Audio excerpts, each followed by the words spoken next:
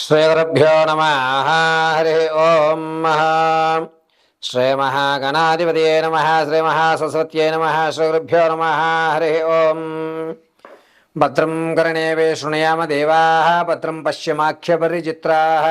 స్థిరైరంగైः తుష్టవాగం వ్యసేమ దేవహితం యదాయుः. స్వస్తి నింద్రో వృతస్రవాः. స్వస్తి నపూషా విశ్వవేదాः. స్వస్తి నర్తాక్షో అరిష్టయేమిః.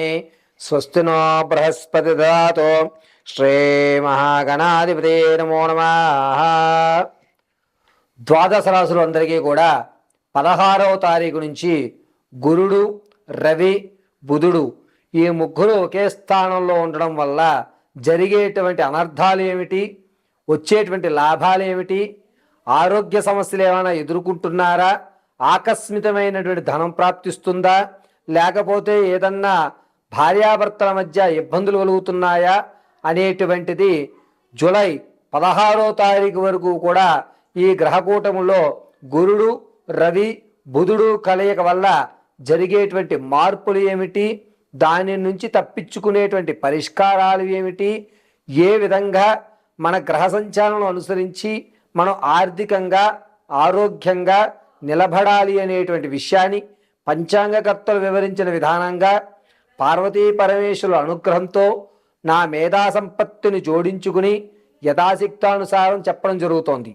ఇందులో ప్రతి రాశి వారికి కూడా ఇలాగే జరగాలి అనేటువంటి నియమము 78% వరకు జరుగుతుంది. మిగిలినటువంటిది కర్మ సిద్ధాంతం అనుసరించి తదనంతరము మీ యొక్క నిత్యక్రతువులు అనుసరించి ఆధారపడుతూ ఉంటాయి. కాబట్టి ఈ ప్రామాణికాలన్నీ కూడాను వ్యక్తిగతమైనటువంటి జాతక పర్యంతంలో కాకుండా మీ రాశి అనుకూలంతో మాత్రమే తెలియజేయడం జరుగుతుంది.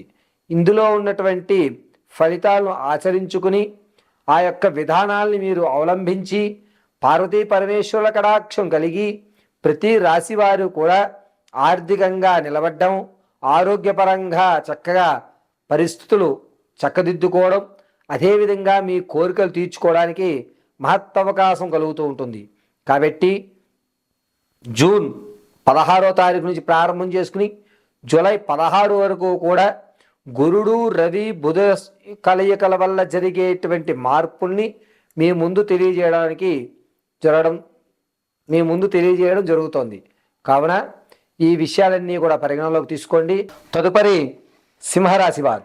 సింహరాశి వారికి 16వ తారీఖున గురుడు, బుధుడు, అందలి రవి ముగ్గురు కూడా ఒకే స్థానయుక్తంలోని శుక్రుని శుభసూచకంలో చూడడం వల్ల మీరు ఆనందాలతో కూడుకున్నటువంటి కార్యక్రమాల్లో ప్రధానమైనటువంటి పాత్ర పోషిస్తూ ఉంటారు.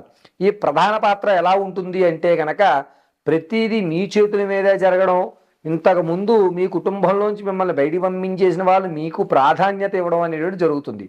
అంతేకాకుండా ఇంతకు ముందు రావాల్సిన ధనం కానీ, ఇంతకుముందు రావాల్సిన ప్రమోషన్లు కానీ, ఇంతకుముందు మీరు పడినటువంటి ఇబ్బందులకి ఈ యొక్క ఫలితం అద్భుతమైన ఫలితంగా చెప్పవచ్చు. అంతేకాకుండా సింహరాశి వారికి ఈ 14వ తారీఖు నుంచి వచ్చేటువంటి నెల 13 వరకు కూడా అద్భుతమైన వ్యవస్థ నడుస్తూ ఉంటుంది. గురుడు మంచి యుక్తంతో మిమ్మల్ని చూస్తూ ఉండడం వల్ల శరీర సౌందర్యం పట్ల కానీ, వస్త్రాల పట్ల కానీ అధిక మక్కువ చూపిస్తూ ఉంటారు. ధనం రావడం వల్ల ఆనందభరితమైనటువంటి మీరు ఎక్కువ ధనాన్ని వేరే వాటికి వెచ్చించుకుని ఆనందభూయిష్టంతో తిరుగుతుంటారు. ధనం ఇక్కడ నుంచి అప్పు తెచ్చి ఏదైతే తలనొప్పి ప్రభావిత అనుకుంటున్నారో అతనికి పూర్తిగా అప్పు తీర్చేసి అమ్మయ్య నేను గట్టెక్కాను అనేటువంటి మాట ఏర్పరచుకుంటూ ఉంటారు.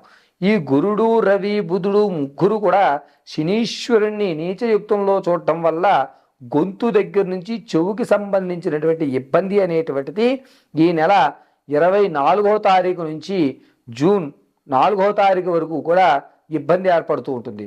ఆరోగ్యపరంలో గొంతు విషయంలో చాలా జాగ్రత్తగా ఉండాలి. అంతేకాకుండా ఎక్కువ శాతం తుమ్ములు రాకుండా చూసుకోండి. దీనివల్ల మీ యొక్క మెదడులో కొంత ఇబ్బందులు అనేటువంటివి ఏర్పడుతూ ఉంటాయి. ఈ యొక్క సింహరాశి వారు విదేశాలకు ఎవరైతే వెళ్దాం అనుకుంటున్నారో ఈ నెల 29వ తారీఖున చక్కగా మీరు శ్రీకారం చుట్టుకోండి. ఖచ్చితంగా అద్భుతంగా మీరు బయట దేశాలకు వెళ్ళే అవకాశం కలుగుతూ ఉంటుంది. సింహరాశిలో ఉన్నటువంటి ఆడవారికి బంగారు వస్తువును పోగొట్టుకునేటువంటి అవకాశం ఈ నెలాఖర 26వ తారీఖు నుంచి వచ్చేటువంటి నెల 14 లోపు బంగారు వస్తువును పోగొట్టుకోవడం లేదా విలువైన వస్తువుని మీరు మర్చిపోవడము పోగొట్టుకోవడం చేస్తారు. ఇది తిరిగి వచ్చేటువంటి అవకాశం కనబడదు. కాబట్టి బంగారు ఆభరణాల విషయంలో చాలా జాగ్రత్తగా ఆడవాళ్ళు ఉండాలి. సంతానం కోసం ఎవరైతే చూస్తున్నారో వారికి మంచి ఫలితం అనేటువంటిది జూలై 6వ తారీఖు నుంచి 16 మధ్యలో జరుగుతూ ఉంటుంది. సంతానానికి చక్కటి ఆ సమయం. అంతేకాకుండా వివాహం కోసం ఎప్పటి నుంచో ఎదురు చూస్తున్న వారికి మాత్రం జూలై 4వ తారీఖు నుంచి 8వ తారీఖు వరకు కూడా సత్సంబంధమైనటువంటి వివాహయుక్తానికి సంబంధించినటువంటి అబ్బాయి లభించడం అనేది జరుగుతూ ఉంటుంది.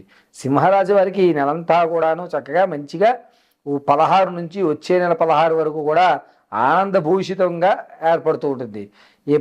కష్టాల నుంచి గట్టెక్కాం, ఇక నుంచన్నా ఈ నెలన్నా కొంచెం మనం సుఖంగా ఉంటాం, అన్నీ క్లియర్ అవుతున్నాయి, మనం ఆనందదాయకంగా ఉన్నాం అనేటువంటి మాట ఖచ్చితంగా మీలో మీరు అనుకుంటూ ఉంటారు. ఇంతకుముందు ఎప్పుడైతే మీరు పెండింగ్లో పెట్టి మర్చిపోయారో, అంటే ధనం ఇచ్చి మర్చిపోయినా కానీ, పెండింగ్లో వర్క్ నుంచి రావాల్సిన ధనం మర్చిపోయినా కానీ అది తిరిగి మళ్ళా మీకు వచ్చి అప్పుడు మీరు చేశారు, ఇదిగోండి ఇప్పుడు ధనం తీసుకోండి, అప్పుడు తీసుకోలేదని చెప్పి మరి కాస్త మీకు ధనాన్ని ఇచ్చేటువంటి అవకాశం ఏర్పడుతూ ఉంటుంది.